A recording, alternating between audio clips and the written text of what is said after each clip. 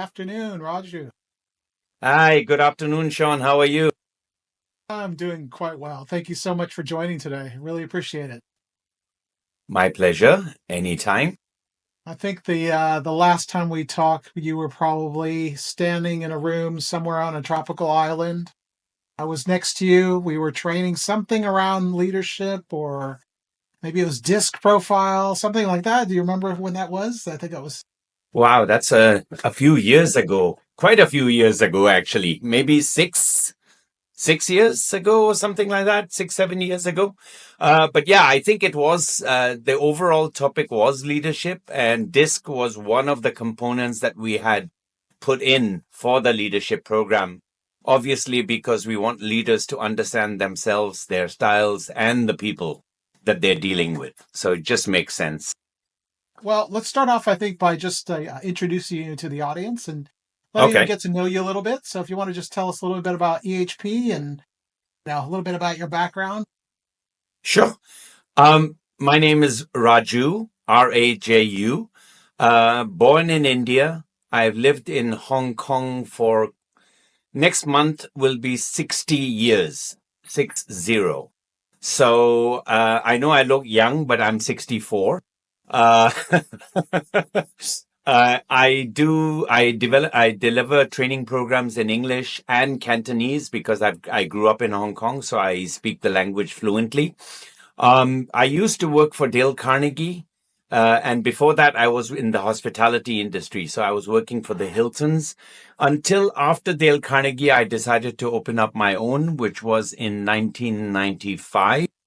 And ever since, we've been running our own operation, which is called EHP, Enhancing Human Potential.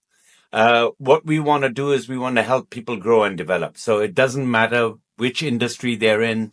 It doesn't matter whether they want the skills for a professional career, whether they want it for their personal life, because we do deal with people all the time. And the biggest challenge, I've also written a book called The P Factor, and the P stands for people, because I truly, truly, truly believe that people are the most complicated subject on earth. You can learn rocket science because you have, the programming and the rules behind it. People will continuously confuse you. You could have a meeting with someone in the morning, and then in the afternoon, it's the same person, and yet it's not the same person. So if you get my drift. So I always find that people are the most complicated subject. So our training is all about dealing with people in every context, in People a are the nutshell. variable. Yeah. Biggest So, like variable. when you started the company, you said the vision for this is to help people in some particular way. Was the early training that you were doing focused on specific topics, or was it general leadership always since the founding? Well, I think because of my background with Dale Carnegie, that the first topic that comes to mind is communication and interpersonal skills. So that was kind of the foundation. My strength has always been selling skills. So basically, in the beginning, we focused on communication and interpersonal skills and selling skills. Those two are the ones that we kicked off with. And I had a lot of support from my existing clients at that time. So it kind of grew from there. So we went into literally every topic that covers dealing with people. So you're talking about managing conflicts. You're talking about change management. You're talking about the bigger topic of leadership, because leadership is all about driving results through people. So that's why we got into that. And now we have a whole range of, but basically, in a nutshell, we don't have standard standalone programs. What we do is we customize. So it really depends on the corporates or the individual. What are they looking for? And based on what they're looking for, we can actually put the program together to address their key objectives, that they're trying to achieve. Now, I understand, but you're working across many cultures, right? So you said you're Yeah. based in Hong Kong, but I've heard you've also doing work in India and Dubai as well. Yes, we're expanding into a lot of new places right now. We have been doing training in India for a while, all over Southeast Asia, obviously, because clients based in Hong Kong do tend to send us out to different locations to do training. I just came back from a training for a logistics company talking about sales training, but they held their sales conference in Vietnam.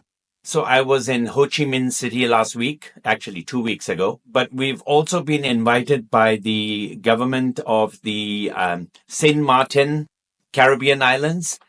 We've been invited by them to come and do a lot of customer service training because they want to promote tourism for the islands. You know, the whole island is dependent on tourism. So hospitality, retail, the Taxi Driver Association. We're going to be doing training for the Taxi Driver Associations, which is fantastic because they want to promote good service, positive energy everywhere. So that's what we're going Well, to help them with. so you're actually focused on people all the way from taxi driver to middle manager, all the way up to senior executives, I'm assuming. Exactly. The programs, I mean, will change, obviously, the topic and the level of delivery. But I mean, at the crux of it, you're still dealing with people. So whether you're a taxi driver dealing with people or you're a CEO who has to lead a bunch of managers, you're still dealing with people. And people, like I said, are the most challenging topic on earth. You're traveling, it seems like all the time to many countries. Do you also provide personalized coaching to some of these executives, or how do people get in touch with you? How do they get involved with like, learning about you? I was watching another interview with you actually. I think it was based, you were in Dubai at the time. And I Yeah. heard something really fascinating, which was you're talking about your customer satisfaction. And you Hmm. had said that, you've never made a cold call in your life. Can you explain that a little bit? Yeah, sure. I need to break this up into part one, part two. Part one is before COVID. I had a referral and return customer rate of almost 92.5%. So basically, I never did have to do any cold calls. By the time, because my calendar was always so full that I couldn't. If I called you, Sean, and I said, "Hey, we're a training company and we want to talk to you about this," but then I don't have the time to meet up with you. That would be kind of like insulting the customer. So we never did cold calls. 92% ratio on return customers and referrals is very high That's for the across industry. countries, Yeah, exactly. across cultures. Yeah, because like you're sitting in Australia, and if you have a friend of yours that is a corporate leader in Bangkok, and he wants some training done, and you referred him, he would contact me. And even though I'm in Hong Kong, we kind of that's how it worked at that time. So this was before COVID. After COVID, a lot of things did change. We do a little bit of cold calls, but we still try to do cold calling, as we call warm leads, by still going and contacting all our existing customers and trying to get referrals from them. Because, referrals are a very, very interesting way of selling. When you get a referral, it's like 50% sold, even before you talk to the customer. The problem is, a lot of salespeople are under the impression that I can just sit back and hope for referrals to come. That doesn't happen.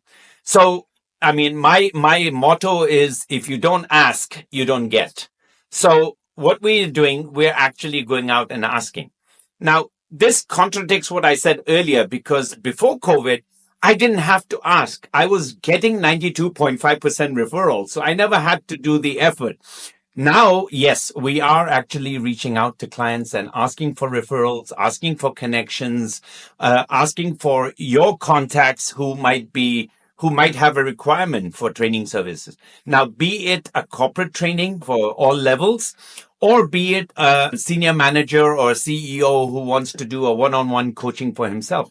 We're able to handle all that with the team of trainers that we have across the region. So how many languages are your trainers actually training in?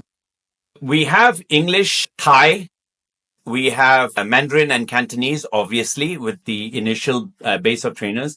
We've got some in India now who can actually do training in Marathi and Gujarati, and of course, the national language, which is Hindi. We do that. We are looking at probably getting someone on board to do training in Arabic for the Dubai market. Although, as you know, as you may know, Dubai is also so full of expats right now that English is generally the common language anyway. But it would always be nice to have training done in Arabic for the people to give them a better understanding of the skills. So compile it together with English and Arabic. That would be fun.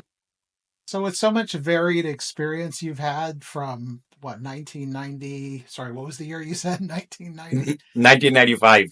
Actually, 1995. 1995 was when I started the company.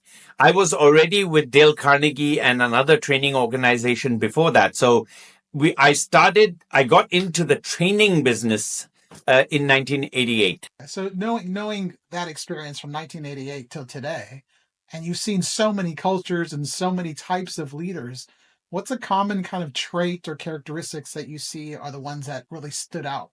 When you met the best leaders in the world, what are those? The strongest leaders I've come across are people who are actually able to walk in with a fairly open mind. Now, having an open mind does not necessarily mean I only listen to all or everything my employees say and I follow that. You have your own decisions. The worst that I've seen, or the most difficult or challenging ones I've noticed, are the ones who walk in preset, determined mindset. Like, this is what we want to do. Doesn't matter what you're going to say. We're still going to do it this way. Yes, you get your point across clearly, but the problem is, are your people taking it at heart, or are they just doing it for the sake of doing it? And this always reminds me of one of the Dale Carnegie principles. Dale Carnegie principle was you need to gain willing cooperation. The key word being willing. It's not gaining cooperation because of your authority, because of the level that you are. You will get cooperation. But I'm not sure people are doing it because they want to. They're doing it because they have to. So those are some of the biggest qualities we've noticed where people are able to at least listen to your employees, listen to your teams. Who knows? Some of them may have some brilliant ideas which you actually didn't think of, right?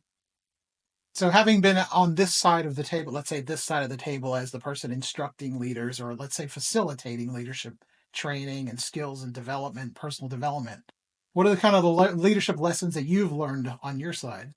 Have you picked up Uh, things from just your students? One of the key things is practice what I preach. So I can't be, and I've seen a lot of leaders do that. They give all the real good advice. And then when it comes to them, they kind of lose it. Um, I tell people, okay, when you're listening to people, don't interrupt. Even though he's saying something that you don't agree with, don't interrupt and challenge it immediately. But hey, I'm human. So I can't really excuse the fact that I'm going to be nobody's perfect. I truly believe nobody's perfect, which means, yeah, I've stumbled those same mistakes. I've had, the same challenges where you get emotional and you kind of lash out at people and you kind of go, oops, that's not what I teach people. So be a good listener, keep an open mind. One of the things with listening that we keep repeating in our classes is people usually listen to reply, which is not right. You need to listen to understand. Yes, absolutely. Unfortunately, because we're not listening to understand, we're listening to reply. So I'm kind of waiting to pounce on any keyword that you have. The moment you say that, I go, but Sean, and I jump into a tirade of what my feelings are. As a leader, we really need to be in control of that emotion and say, okay, let me get it all in. Let me understand why, because a lot of people will tell you what they're feeling. They may not tell you the real reasons behind it, the why they're feeling it. And that's the important part to get out. So what are the keys for like the leaders that they need to keep in mind when they're trying to develop their teams? You can send people to training. You can have one-on-one coaching as a man. You can have them do self-learning, guided learning. What's your advice when you have these very large teams of corporate individuals that you work with? There's only one Raju that goes around. So how do you elevate? How do you expand your message so that Yeah. it filters down through all of the people that you've actually touched? One of the things that we can do, and we can only do so much, is we can advise corporate leaders like yourself to say, listen, we can do the training. And I'm happy to come every 3 months, every 6 months, every year to come and deliver programs. I'm making money out of it. It's a passion that I have, but at the same time, I'm making money. I don't mind coming back. I mean, you call me every month. I don't mind coming back. But that's not the way to sustain the learning environment. So what you really want to do, any organization, what they need to do is they need to have a system in place where there is internal follow-up taking place all the time. So for example, in a nutshell, we do a sales training program. But before we do the sales training program, my advice to the clients is pull out your 8 or 10 or 12 sales managers and give them to me for one day because we need to give them sales coaching. Otherwise, what's going to happen? People will attend a 2 day, 3 day sales program, very excited. They really learned a lot. They had fun. They go out, and somehow the skill didn't work for them. They're not going to be, even though we offer them, I ask them to connect to my Instagram, I ask them to connect to my LinkedIn, and I tell them, feel free to connect with me. Just ask me questions. I guess, people ask, he's a consultant, he's external, I don't want to bother him. So they don't reach out to me all the time. There are a few who do, but not all.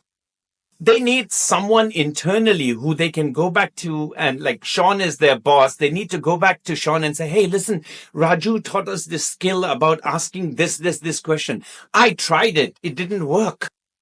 So Sean should be able to say, hold on, your customer, what style was he? Was he a D or a I or a S? And based on that, your internal coaching is going to help that person to consolidate what he learned and implement it. Because the worst thing people do is they have training, they enjoy the training, but they're not able to implement it, unfortunately. Not always. There are people who are anxious to make it work, and they will reach out to me and they'll ask questions and they'll give me a scenario. I had this client, this is what he said, this is what I said. So that goes, which is a good thing. Fortunately, out of 20 people in class, maybe one or two will reach out. The 18 kind of fall through the cracks. So that internal follow-up system, I don't want to call it a measurement system, and it's not a checking system, but it is a reinforcement method internally for companies to ensure the money they spent on the training is not a cost, but an actual investment. Yes. So that would be key. It makes me think of something. I was discussing this with an entrepreneur today. So I'm in a group that has a lot of entrepreneurs and people that are starting maybe a new division or new business. And Right? there's a lot of talk about the idea of the speed of implementation. Right? So a lot of people will learn things, they'll have knowledge, they'll actually, we call them course junkies. They go Yeah. around, they'll Yeah. take every single course they can possibly imagine, but never ever implement anything. They So I think can't. it's all Yeah. about, the moment you could learn something, try to implement it right away. And then it tends to Exactly. stick in the behavioral change and it's like a Exactly. mindset shift.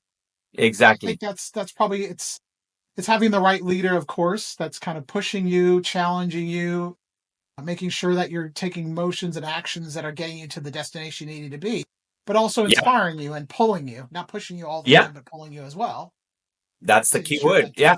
yeah, that Pulling. you're Yeah. all heading in the right direction. And he's also available for you when you do have challenges.